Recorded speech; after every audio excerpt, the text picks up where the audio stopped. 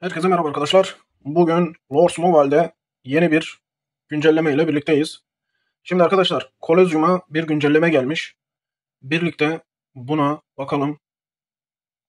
Ordu Kolezyumu diye bir bölüm gelmiş. Bölüm eklenmiş. Diğer tarafta kahramanlar savaşırken burada artık ordular devreye giriyor. E, Gördüğüm kadarıyla Ordu Kolezyumu dediğine göre bu şekilde bir etkinlik.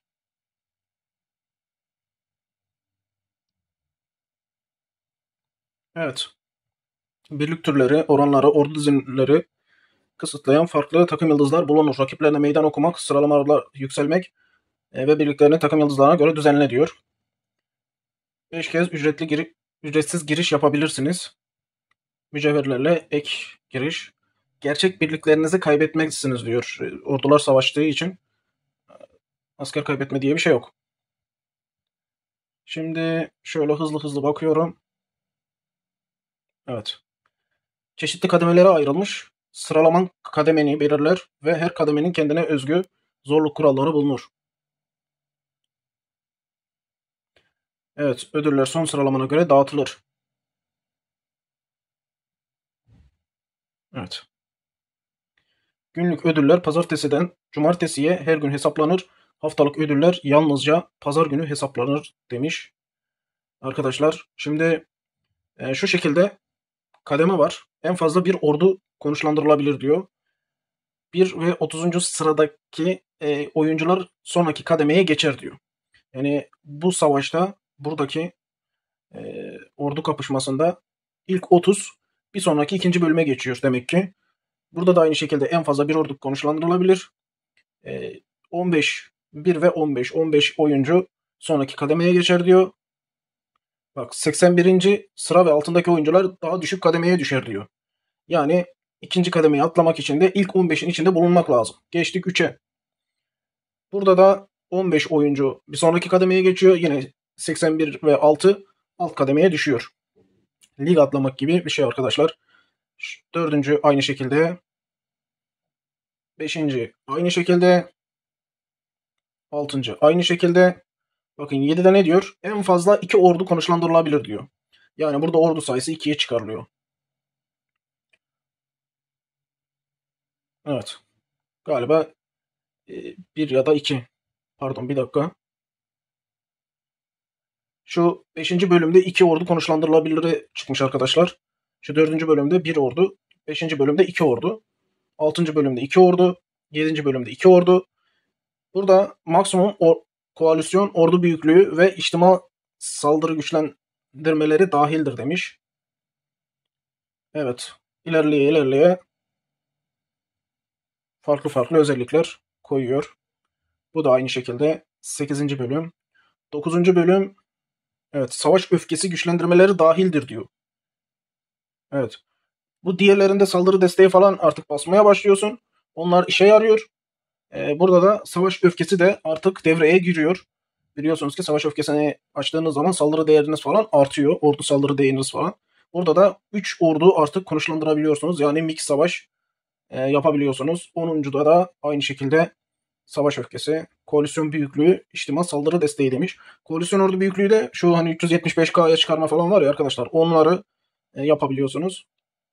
İçtima saldırı basıyorsunuz. Savaş öfkesi yani bildiğiniz savaşta kullanılan her şeyi bu e, kaçta 9 ve 10'da kullanabiliyorsunuz. Diğerlerinde de yavaş yavaş azala azala gidiyor.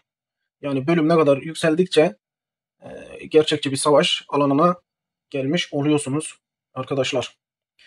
Şimdi evet şu an en başta olduğumuz için birinci bölümde gösteriliyoruz. Şurada sıralama aynı şekilde gösteriliyor. Şöyle ne veriyor? Buradan görkemli altın nişan veriyor. Şöyle evet. Ne diyor? Şurada mesela ne kadar ilk sıralarda olursanız o kadar görkemli altın nişan alıyorsunuz. İkinci bölüme geçiyoruz. Artıyor. Görüyorsunuz. Nişan sayısı artıyor. Şu üçüncü de 4, 5, 6, 7, 8, 9 ve 10. bayağı arasında fark binmeye başlıyor arkadaşlar.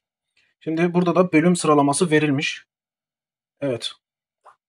Burada da e, bakıyorum şöyle.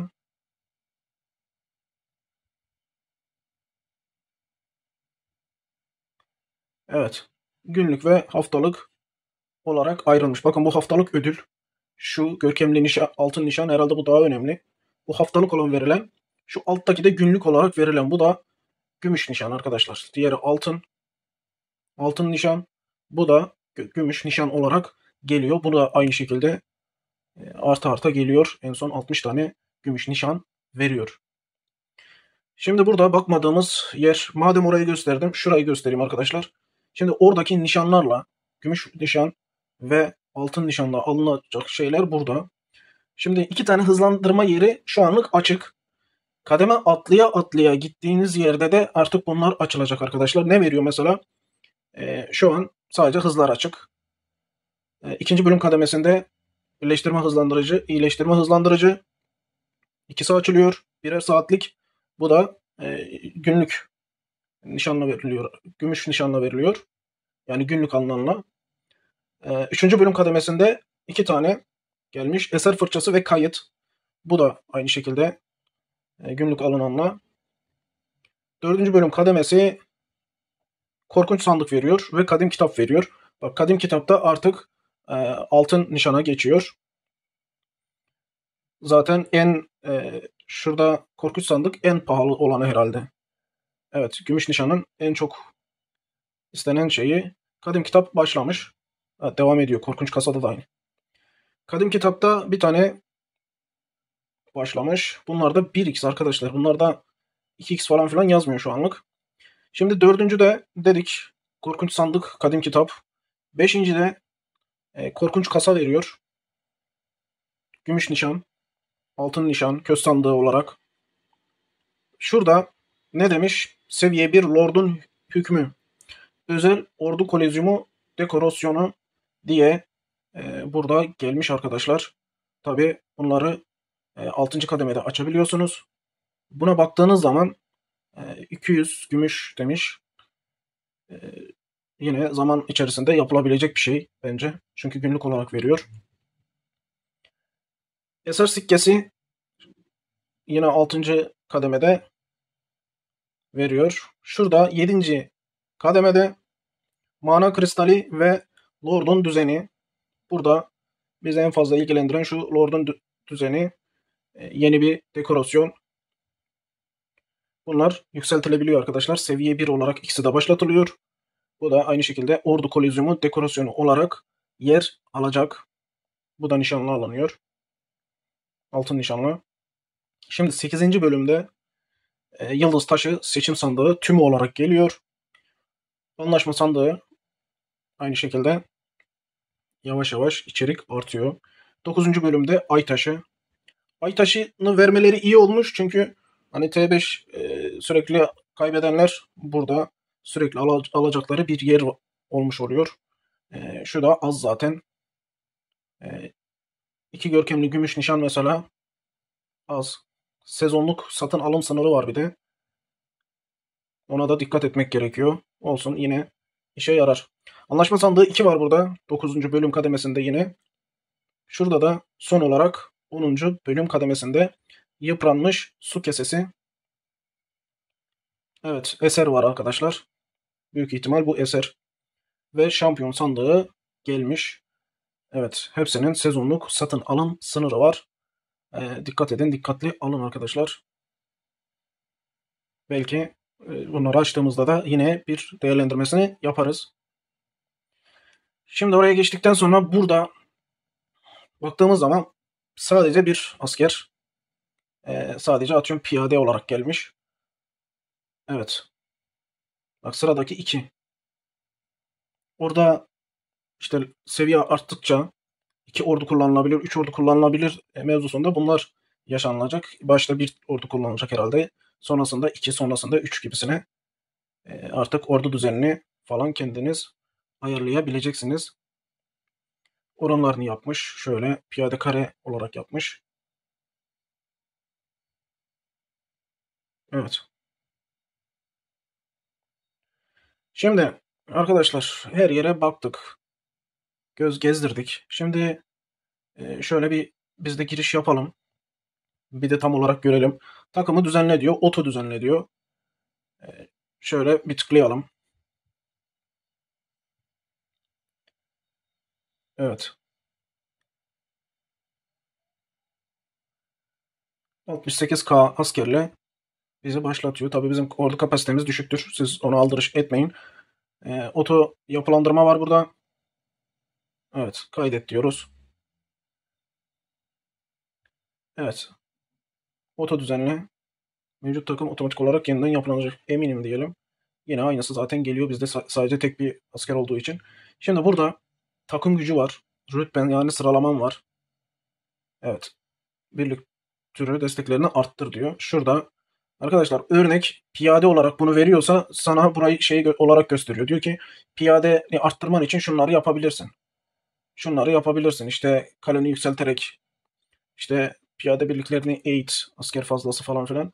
Yani burada takım gücünü arttır diyor. Hem asker sayısı hem saldırı desteği yap, eser geliştir gibisine bastığınız zaman da direkt sizi onlara götürüyor arkadaşlar. Bilginiz olsun şuradan. Şimdi bunu piyadeye ayarladı. Tek tip giriyoruz çünkü. Burada istediğiniz oyuncuyu seçebiliyorsunuz.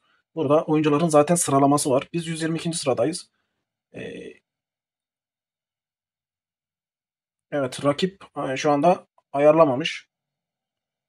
Bak rakip birlikleri ayarlamadığı için biz direktmen sıralamada ileri gittik. Şurada mesela ayarlamamış. Hemen yükseliyoruz. Evet. Şu ne yapmış mesela? Evet bununki bizimkinden yüksek. Ama bizde de T2 var. Bir tane deneyelim. İkinci sıradaki. Sayısı bizden yüksek. Ama hadi bakalım. Alacak gibi bizden.